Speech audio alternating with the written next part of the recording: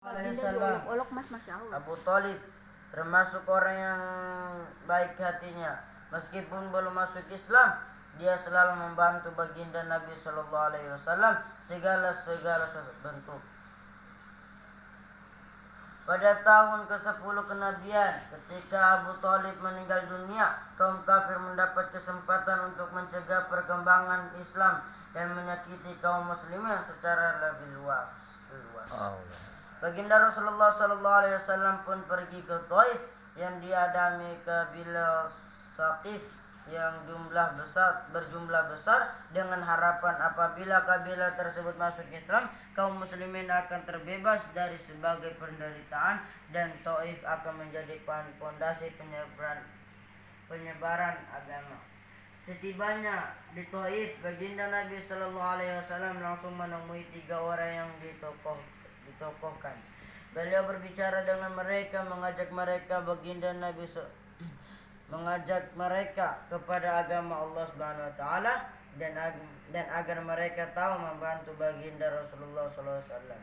Akan tetapi mereka bukannya menerima atau balik tidak berlaku sopan kepada tamu yang baru datang sebagaimana adat bangsa Arab yang terkenal dengan memuliakan tamu. Bahkan mereka tanpa basa-basi menyambut beliau dengan sikap dan akhlak yang sangat buruk. Bahkan mereka pun tidak rela Baginda Rasulullah sallallahu alaihi wasallam tinggal di situ, padahal orang yang dianggap sebagai tokoh seharusnya berbicara dengan sopan dan berakhlak yang mulia. Salah seorang di antara mereka berkata, "Oh, kamukah orang yang diutus oleh Allah sebagai nabi?" Yang kedua berkata, "Apakah Allah tidak menemukan selain kamu untuk diutus sebagai rasul?"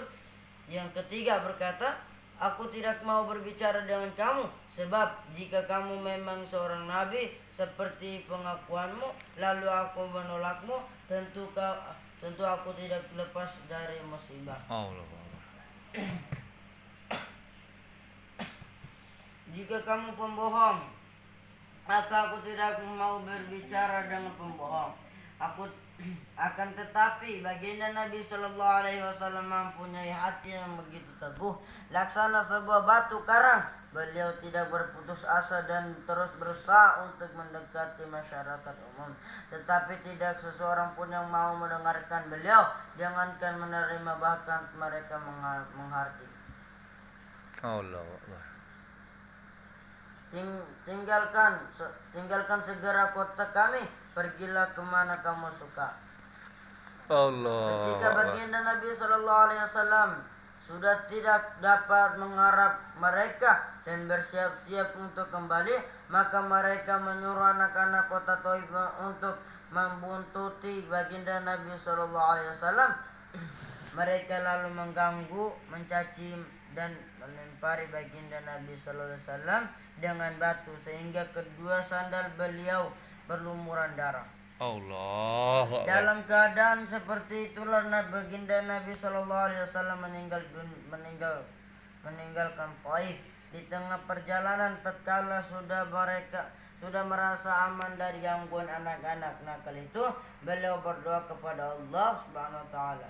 Allahumma ilaika ashku du'fa quwwati wa qillatu hilati wa huwa inni 'alan nasi ya arhamar rahimin. Anta rabbul musta'afin wa anta rabbi ila man takiluni ila ba'idin yatajahammuni am ila uduwin mallaktahu amri illam yakul bika alayya ghadabun ala ubali walakin afiyatuka hiya awsa'uli.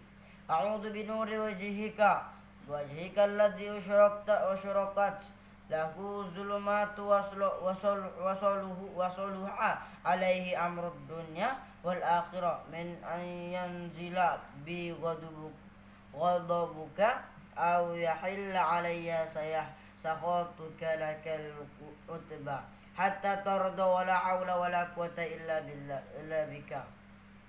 Ya Allah, aku adukan kepadamu lemahnya kekuatanku, habisnya upayaku dan kehinaanku dalam pandangan manusia. Wahai yang maha penyayang dan dan melebihi sekalian penyayang, Engkaulah Tuhan yang orang-orang yang tertindas. Dan Engkaulah Tuhanku, kepada siapakah Engkau serahkan diriku? Kepada orang yang asing yang akan memandangku dengan muka masam, atau kepada musuh yang Engkau kuasakan kepadanya? Segala urusanku tiada keberatan bagiku, asalkan aku tidak muka kepadaku. Kita Fadilah lain lagi.